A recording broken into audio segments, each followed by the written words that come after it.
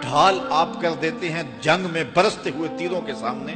تو وہ تیر ڈھال سے ٹکرا کے گر جاتے ہیں اور آپ کو نقصان نہیں پہنچتا، تو روزہ بھی آتش دوزخ سے ڈھال ہے، جہنم کی آگ سے بچانے والا ہے۔ روزے دار کو اللہ کی خاص رحمت نصیب ہوتی ہے۔ ایک حدیث میں آتا ہے کہ روزے دار کو دو خوشیاں نصیب ہوتی ہیں۔ ایک خوشی اسے تب ملتی ہے جب وہ روزہ کھولتا ہے، جب سارے دن کی بھوک اور پیاس کاٹنے کے بعد شام کے لمحے ہوتے ہیں اور پھر روزہ منزل تک پہنچتا ہے،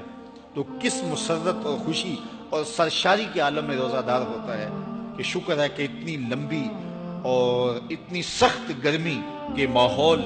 کی شدت کے باوجود اللہ تعالیٰ نے مجھے روب منزل کیا،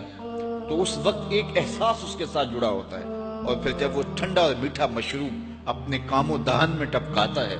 اور وہ ٹھنڈا میٹھا مشروب اس کی رگوں کو تر کرتے ہوئے معدے کی طرف بڑھ رہا ہوتا ہے، اس کی زبان بولے نہ بولے دل اللہ کا شکر ادا کر رہا ہوتا ہے، اس کا ایک ایک عضو بدن رب کا شکرانہ ادا کر رہا ہوتا ہے، وہ ٹھنڈا اور میٹھا مشروب رگوں کو تر کرتا ہوا آگے بڑھتا چلا جاتا ہے، لیکن شکرانے کا وہ پیکر بن جاتا ہے، وہ ایک مسرت، ایک خوشی کا عالم ہوتا ہے کہ روزہ بھی نپ گیا، سارے دن کی تکلیف بھی کٹ گئی، اور اللہ نے مجھے افطار کے لمحوں تک پہنچایا۔ فرمایا روزے دار کو ایک خوشی تب ملتی ہے جب وہ روزہ کھولتا ہے،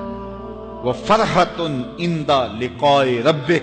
اور دوسری خوشی روزہ دار کو تب ملے گی جب روزے کے صلے میں اللہ اپنا دیدار عطا فرمائے۔ بنی آدم کے جتنے بھی عمل ہیں 10 سے لے کر 700 گنا تک اس کا ثواب اولاد آدم کو اس کا دیا جاتا ہے، جتنا گڑ ڈالو اتنا ہی میٹھا، تو بعض کو 10 گنا، بعض کو 70 گنا، بعض کو 100 گنا، بعض کو 700 گنا، تو 10 سے لے کر 700 گنا تک بندے کے اعمال کا صلہ دیا جاتا ہے۔ لیکن میرے حضور نے فرمایا لیکن روزہ جو ہے اللہ فرماتا ہے وہ میرے لیے ہے اور اس کا اجر میں خود عطا کروں۔ جب وہ خود عطا کرے گا تو کتنا عطا کرے گا؟ سخی اتنا بڑا ہو تو پھر کیا عطا کرے گا؟ بلکہ بعض نے اس کو عجزی بہی کی بجائے عجزہ پڑھا ہے بصیغہ مجہول، کہ روزہ میرے لیے ہے اور اس کی جزا میں خود ہوں، باقی اعمال کی جزا جنت ہے، جنت کی نعمتیں ہیں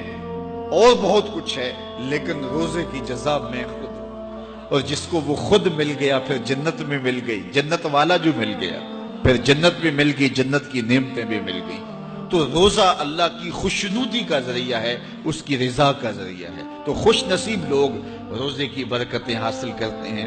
اور ایک روایت میں آتا ہے جب رمضان المبارک کا آغاز ہوتا ہے اللہ اہل ایمان کو، اپنے بندوں کو محبت کی نظر سے دیکھتا ہے، اور اللہ جس کو محبت کی نظر سے دیکھ لے پھر اسے کبھی عذاب نہیں دے گا۔